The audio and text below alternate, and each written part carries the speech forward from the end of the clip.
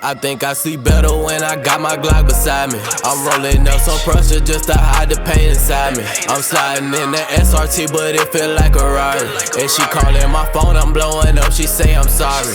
I think I see better when I got my Glock beside me. I'm rolling up some pressure just to hide the pain inside me.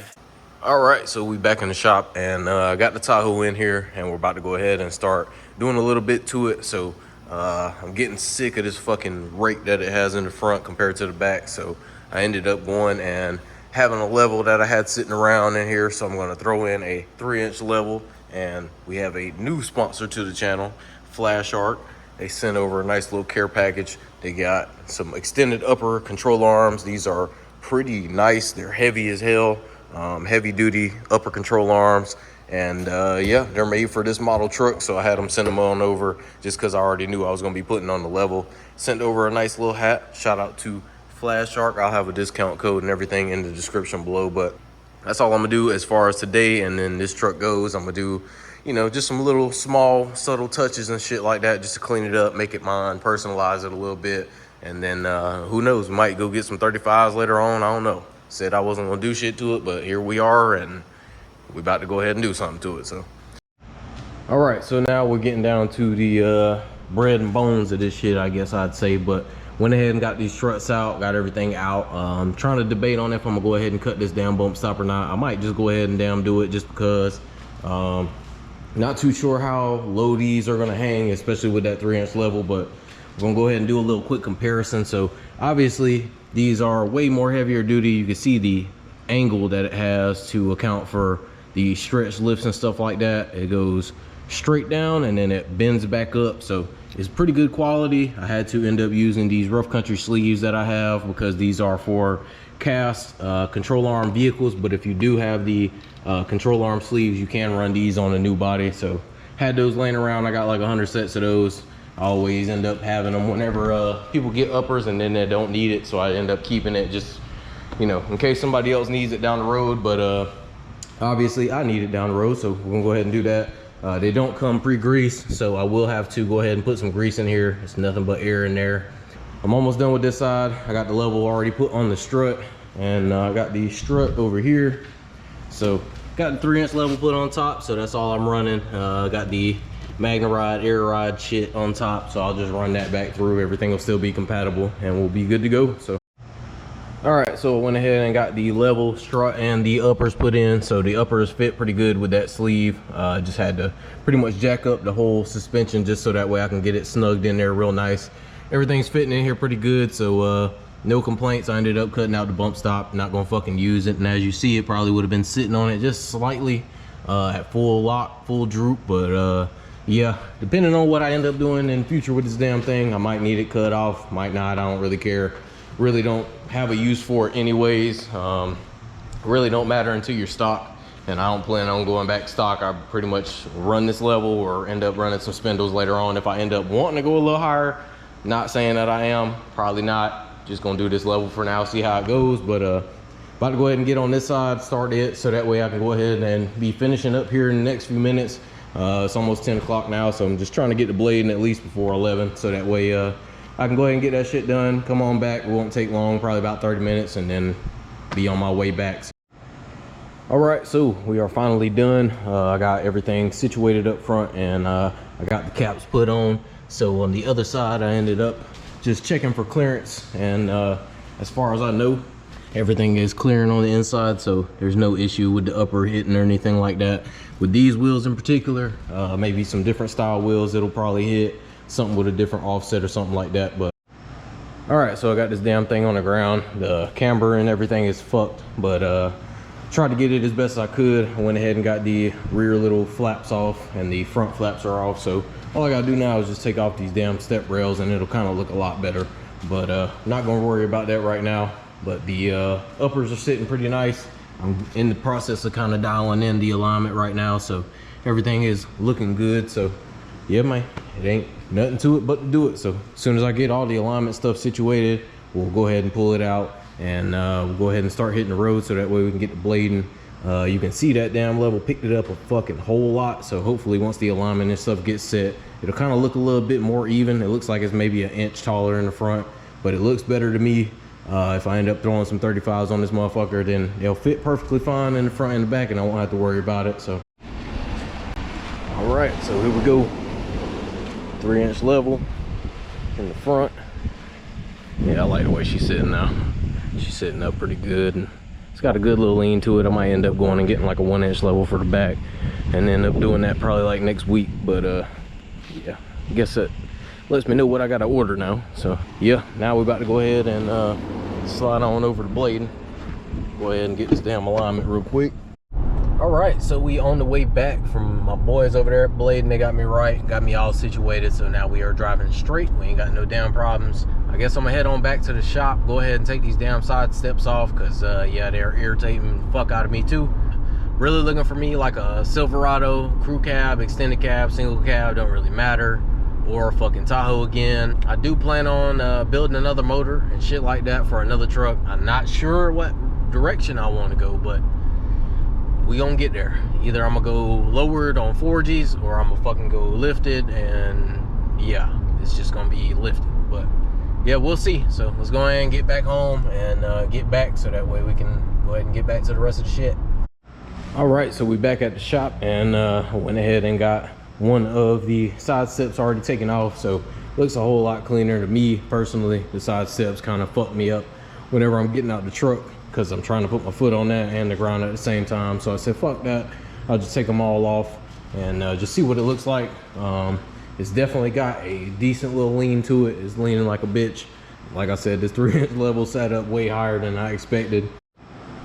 All right, so got the Tahoe done, and looks a whole lot better. I really am thinking about taking that fucking front lip off, just because it's throwing everything off from just what I'm seeing. Everything looked good as far as what the truck looks like, but yeah, I don't know, looks way better to me, at least with the level and shit, how it is and how it's sitting. So we're gonna do a review. Shout out to Garvee. So they sent over a oil drain pan with the electric motor on it. So this is a 110 motor.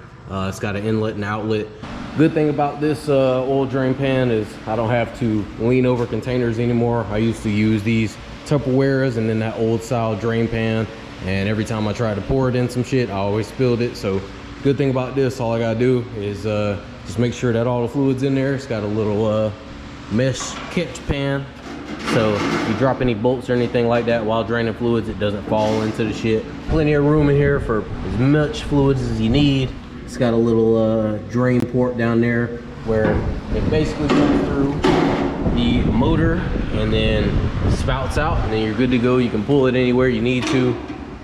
Just roll it around the shop. It's definitely well needed for whenever I do cam kits or something like that, where I have to drain all the fluids all at once, and it's kind of hard getting it all into one container, and it makes a hell of a mess. As you see on my floor, I've accumulated a lot of oil and fucking coolant and power steering fluid, trans fluid, whatever you want to name it. Just wanted to do a quick little review, little walk around, just a nice little presentation of this damn thing, because like I said, man, certain tools like this make everything in the shop a lot easier. So I don't have anything really to put in here to kind of test it out. There's nothing that I'm doing as far as draining oil or anything, but I'll go ahead and hook this damn thing up. Just do a little quick demonstration. I only got a little bit of water in there, so I might have to tilt it over just a slight bit for it to work properly, but won't be no big deal. Once you get everything set up, all you gotta do is press the little button, and you can hear the fluids in there trying to catch. Just not a lot. Slowly but surely, she's coming out.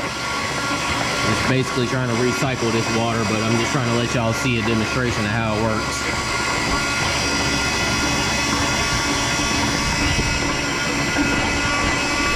Just recycling it. I'll have a discount code, and I'll have the link in the description for both products. And yeah, if y'all want either one of these, make sure y'all go check them out and get your discount. Go and pick you one up, because like I said, man, these things help a lot in the shop, especially if you're doing a lot of motor work and stuff like that, or a lot of oil changes, especially if you don't have a lift for the taller oil drain pans. They do also make the oil drain pans for people that have the lifts and stuff like that in the shop. It's a little bit taller, has a motor on it as well, so you can check that out as well on their website.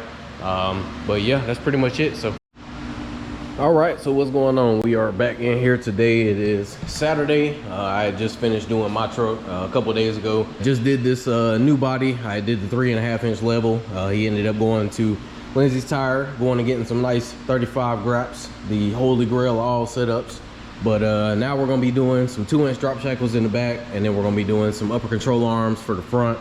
A lot of people say that they have troubles with these trucks as far as throwing levels on, and then the upper control arms are breaking. But like I said, I've never had any customer complain. I've had a couple of these that I've done leveling kits, uppers on, lift kits on, but I've never really had anybody have any control arms breaking or anything like that. So I'm not too sure, but we're gonna do it just to be safe. Rather be damn safe than sorry, especially on the damn truck as nice as this one.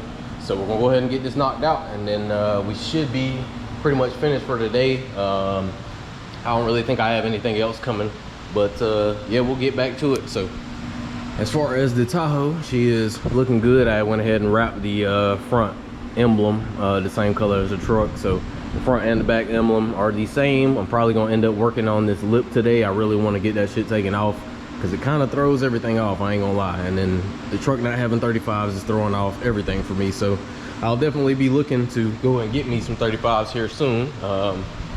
Shit, the way Lindsay's been looking, I might go and grab me a set of these. Maybe, I don't know, we'll see. But yeah, we'll get to that whenever the time comes. Let's go ahead and knock this truck out, and then we'll see what she looks like as we go. All right, so we're getting down to it. This is unfortunately what you have to do whenever you got to do these upper control arms on these trucks. But this is the easier way.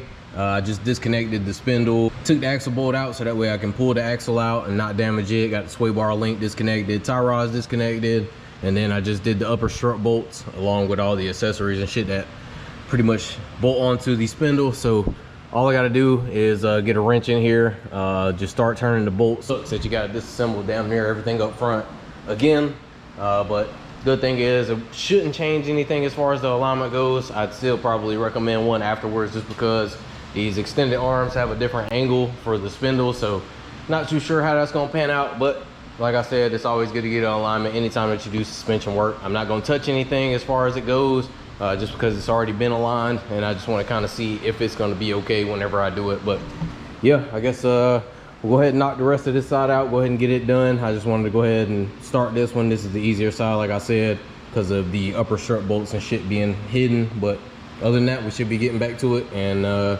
should be finished with the front within the next hour, and then we'll roll over to the back, do the drop shackles, and then we'll be pretty much done, and he can come pick it back up today. So all right, so I got one side put on and everything is back together.